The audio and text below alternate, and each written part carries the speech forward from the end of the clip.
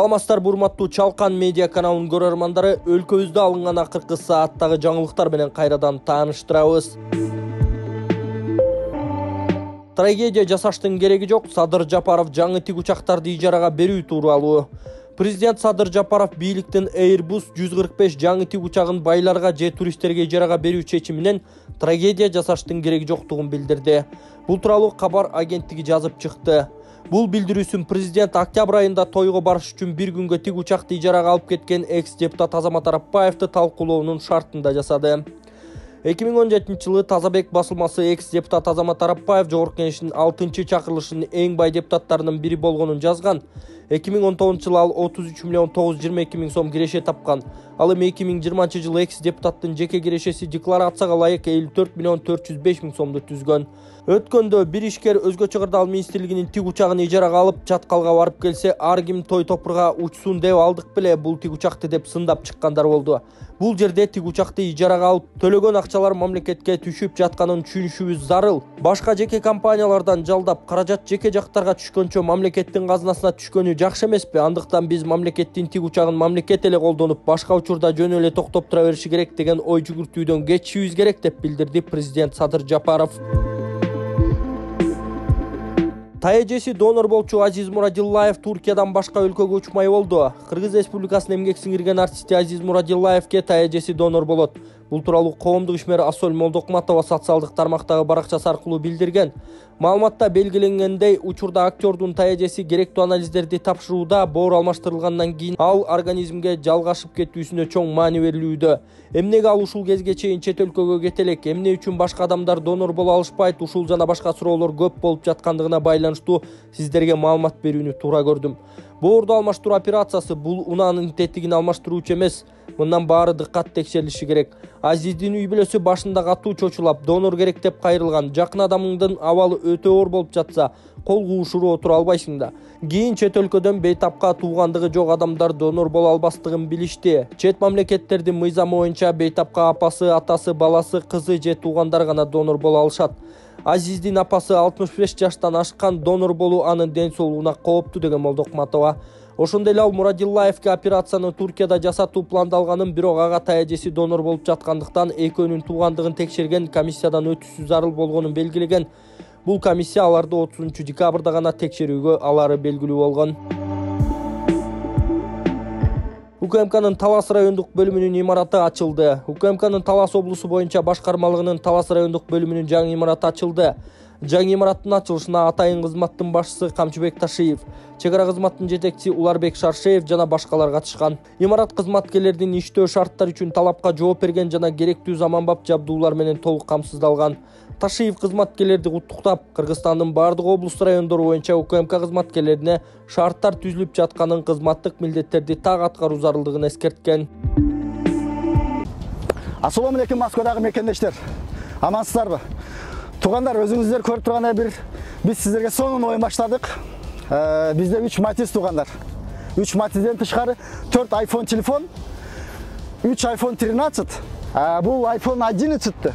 Ушул турда ким көп билет алгандарга беребиз. Ким көп билет алса, сизге шанс, iPhone сиздики туганым. Анан 3 iPhone 13-тин бирөөсү ким 10дон ашуу билет алган адамдардын 20 адам боло, 30 адам боло бирөөсү утуп кетет. Кудай калса бул экинчи шанс болот. Анан тугандар, биздин оюндун жалпы призибиз билеттин баасы 500 рубль, 1650 адам катышат, 107 приз тугандар. 3 Матиз, 4 iPhone телефон, 100 конверттен 1000 рубльден тугандар. Билетти кандай алам десеңиздер, экрандагы WhatsApp уланган, Сбербанк уланган, 500 рубльдин акчаны которосуз, обязательно чекти жөнөтүп, кыскача атыңызды жазып коесуз, биз сизге бир күндө билет беребиз. Анан бул оюнда тугандар дагы бир жакшы шанс бар. Кудайым буйрса, ким ушул оюндан билет алган болсо, утулдум деп ойлобойсуздар. Салган салымыңыздар үчүн биз ар бир оюнда Кудай буйрса балдар үйүнө кайрымдуулук кылып жардам беребиз. Мына суукта тамак ашынан суранган балдар бар экен. Мен ошол жагын биринчи карадым. Кудай кааласа салымыңыз ошолго эң iPhone Матизден кымбат турат ал салымыңыз. Кудай кааласа бар жок сонун тугандар. Бул Матизибиз 2008, 2011, 2013 тугандар эң жакшы Матизибиз ушул. Эгер 3 машинадан претензия таап акчасын бер десеңиздер, 3 машинадан каалаган машинадан акчасын беришке даярбыз туугандар. Баарыңыздар группаларга таратып туугандар. Биринчи оюн тез арада кыска убакытта подписчик топтоп, билет сатып, оюнду кылабыз. Бир 20-25 күндө Кудай кааласа жаңы жылга чейин оюнду кылсак, сонун болот. Ар бир оюнда 20-25 адамга чейин мен бирден билет жазып берейин туугандар. Группаларга таратып, бизге подписчик жыйнашка жардам берип, колдоңуздар туугандар. Баарыңыздарга ийгилик, омат туугандар. Старт кетти.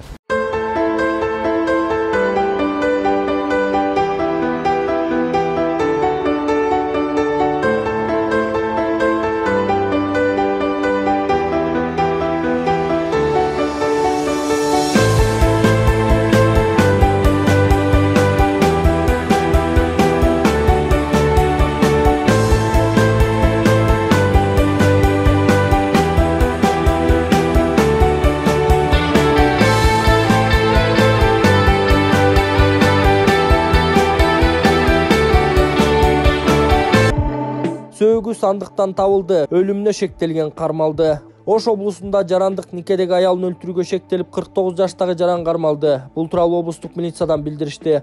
Маалыматка караганда 1-декабрь күнү болжол менен саат 13:40 чамасында Кара Суу райондук ички иштер бөлүмүнө ЗА аттуу жарандын аял кишинин өзү жашаган үйүнөн сөөгү табылгандыгы тууралуу маалымат түшкөн. Аталган факты кылмыштардын бирдиктүү реестрине катталып, ыкчам тергөө тобу окуя болгон жерге барышкан. Алгачкы тергөөнүн жүрүшүндө Кызыл Шарк айылынын 36 жаштагы тургунунун өзү жашаган үйүнүн ички бөлмөсүндө турган сандыктын ичине катылып коюлган жансыз денеси табылган. Маркумдун жансыз денесине сырттан кароо жүргүзгөн учурда анын жаракаттары бар экендиги байкалган. Жаракаттарынын даражасын жана өлүмүнүн себебин аныктоо максатында соттук медициналык экспертиза дайындалып, Кылмыш кодексинин 122-беренесинин негизинде адам өлтүрүү кылмыш иши козголуп, тергөө амалдары башталган деп айтылат маалыматта. 14-декабрда бул кылмышка шектүү катары 49 жаштагы жаран Өзгөн районунун аймагында кармалып, убактылуу кармоочу жайга камакка алынган. Казакбаевдин өкүл аталары Бабанов президент, Сыдыков премьер-министр болобу. Туркиядагы Кыргызстандын элчиси Руслан Казакбаев 9-декабрда баласын үйлөндүрүп той берди. Саясатчылар, чиновниктер, таластык туугандары Айтор дээрлик бардык жакындарын чакырган. Үйлөнүү үлпөт жогорку деңгээлде өттү. 2 жаш бактылуу болсун. Эске салсак, Руслан Казакбаев биринчи баласына Өмүрбек Бабановду, экинчисине Бакыт Сыдыковду өкүл ата койгону жөн жерден эместир. Ак сөөктөр бири-бирин алыстан тааныганы ушулбу? Кандай болгон күндө да элчинин өткөргөн тою саясатташып калгандай. Балдарына колунда бар таасирдүү адамдарды өкүл ата койгону өзүнө ыңгайлуу, келечектүү жүрүш эмеспи? Кызык, анан эмне айылдагы чор таманды классташын өкүл ата коймок беле? Карапайым адамдардан Руслан мырзага пайда келбеси белгилүү. Ал эми Өмүрбек Бабанов эртеңки күнү президент, Бакыт Сыдыков премьер-министр болуп калышы мүмкүн. Мындай шартта өзүнө, үй бүлөсүнө жашыл жарык күйүп калары шексиз. Арканды алыс ыргытканды билет да, деп жазган Арба Кейджи сайты.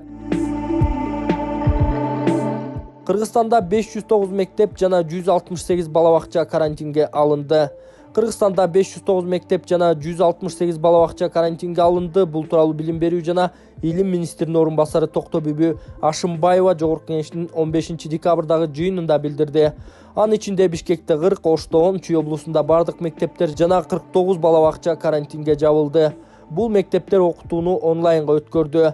Кыргызстанда бир жумада сасык тумоо жана курч респиратордук вирустук инфекция менен ооругандардын саны 1,5 эсе көбөйдү. Жыл башынан бери курч респиратордук вирустук инфекциянын 14798 учуру жана сасык тумоонун 153 учуру катталды.